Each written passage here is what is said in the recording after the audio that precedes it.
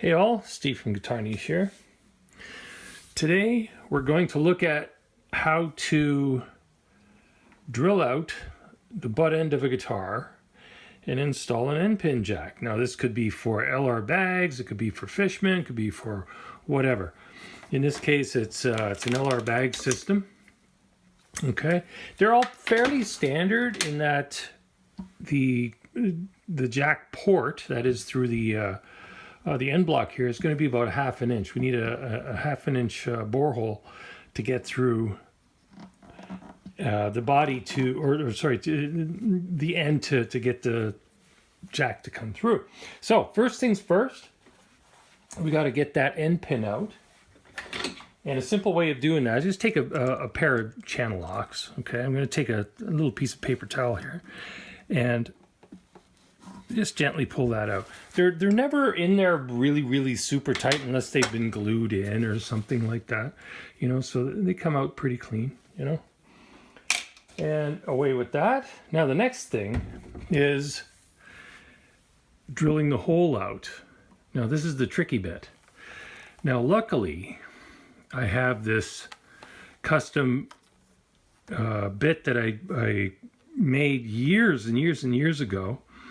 It's a 1/2 inch, as you can see, 1/2 inch blade bit that I milled down to accommodate multiple jobs. And one job I use it for is for mounting new tuners, to bore out holes for and peg heads for tuners and stuff. But I left the last bit of the shank at 2 inches, an 1.5 inches to normal to get the job done. So, okay, so the trick here is, you see it's self-centering. So I have the bore set so. Now you'll notice I'm going in reverse. Why am I going in reverse? Because if I go forward, it's going to bite too much and it's going to be too aggressive. So keep pressure on the body here. And the cool thing is, if you do this, if you look at it the right way, you can look at the butt end of the guitar, and if it's a gloss finish, you can see if the bit is straight just by the reflection, because the bit should look exactly the same on exactly the same plane as it goes through the rest of the instrument. Okay, now I'm going to put this in forward, and I've got it on the drill on its most minimal clutch setting, so that if it catches or anything, any kind of garbage will be minimized. And just taking time.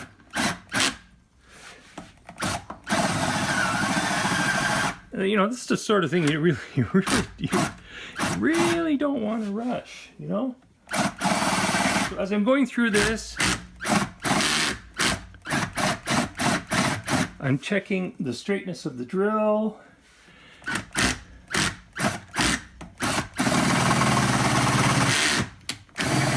And then I'll back up once in a while just to smooth things out.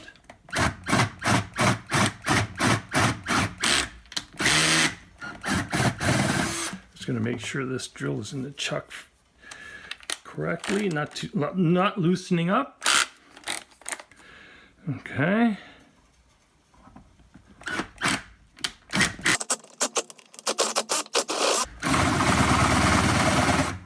As we get near the end of the surface, the inner surface of the end block, we want to take it easy because you can get a blowout. If you keep pushing and pushing and pushing, you're going to have the end of the end block is just going to like that. So you want to be careful of that.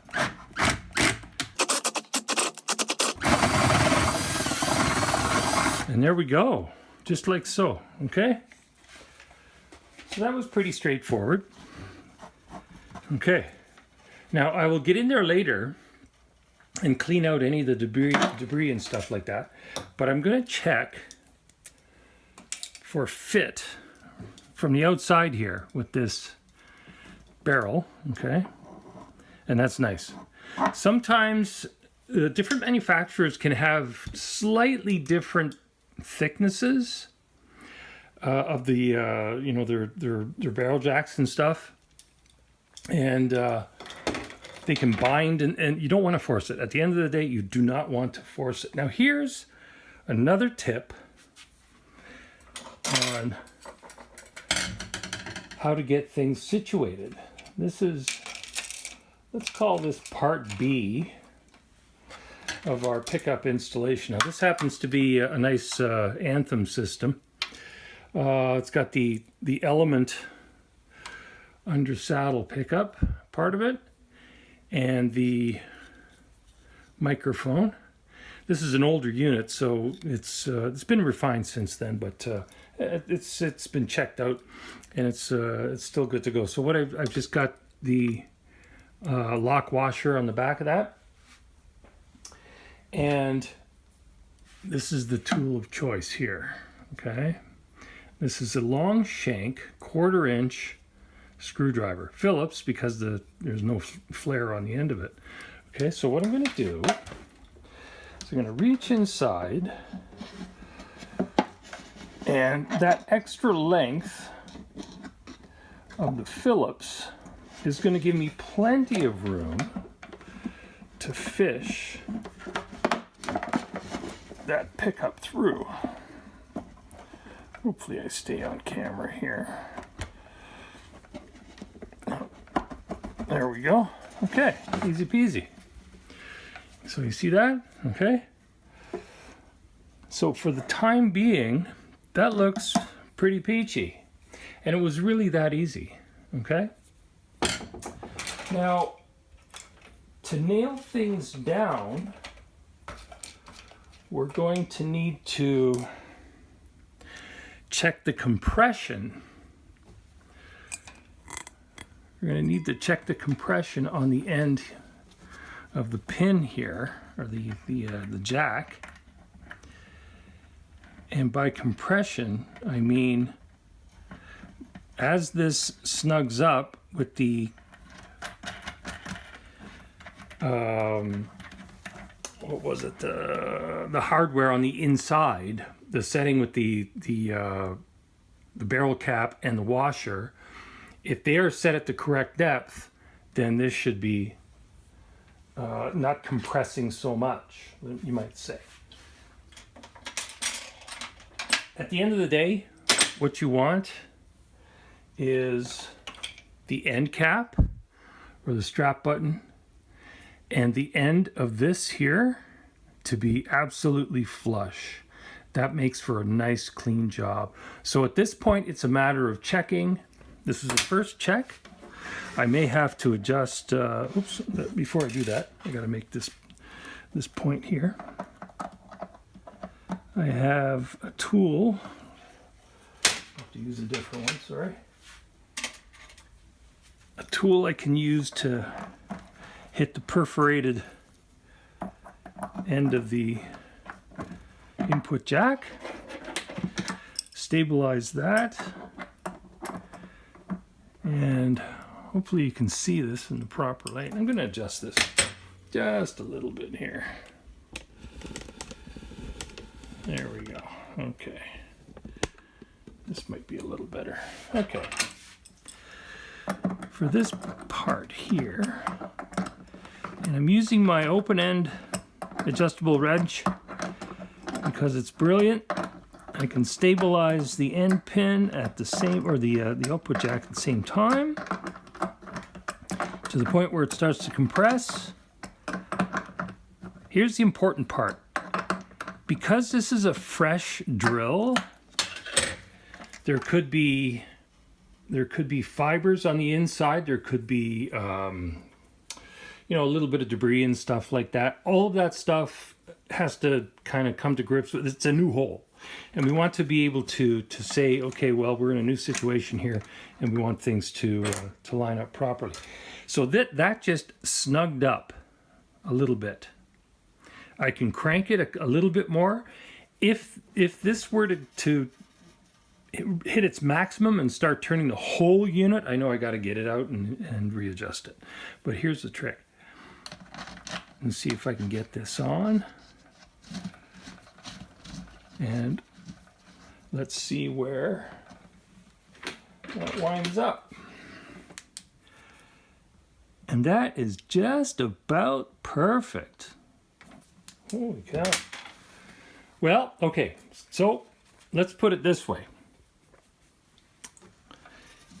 If I had to readjust this, I could take a measurement and say I need a little bit more of the end of the jack sticking out, or it's sticking out too far and I gotta adjust it back in. That's a matter of taking the jack flange and the adjuster nut and adjusting them appropriately to get the right distance. But as it is right now, I can drop that in, and I would give this another little torque. Bob's your uncle, as they say. Now this is used. This is a used unit, so it has some tooling marks and stuff from the last installation. But it's pretty clean. That is directly flush. This is exactly how you want this to wind up. I'll see if I can zoom in on that. Okay, you see that? That's perfect. Because if it's too far in, you're going to have issues with the jack. If it's too far out, it just looks, no, not cool, right? Okay, so I have my plug. Look at that. Easy peasy. No problem. Okay. Now the last part here, as far as the external application of this, is I'm just going to take my channel locks here and very gently, not this way, because that just, you know, just messes stuff up. I'm just going to very gently give that a little torque. You could put a little bit of cloth or, again, paper towel or a little bit of leather on that, but that's all it needs. That's all it needs. You might find after a season that it loosens up a little bit, and which is very, very, very common. You get in there and you just, you know, tighten stuff up and go through the process again. It's not a big deal. But anyway, that's the lesson for today. Tools required were something to get through the end of the input jack, the orientation hole, a long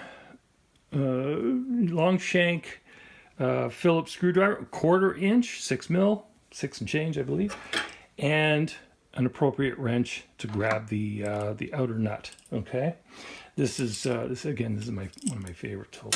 This was not needed.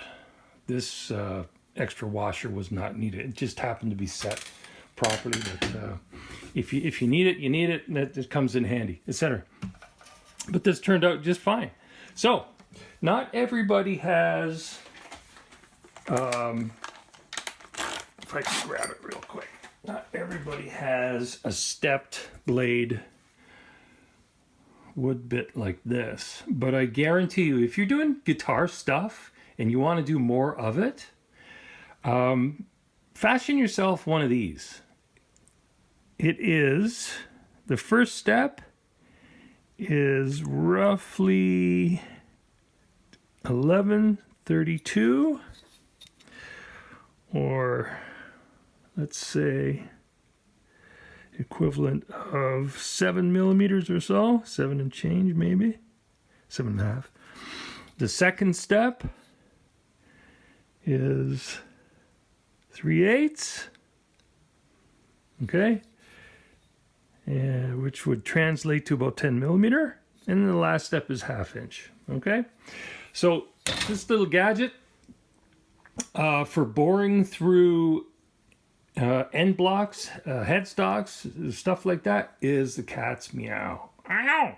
Anyway, hope you enjoyed that. My name is Steve.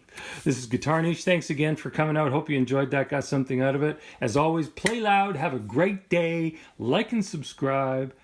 Cheers!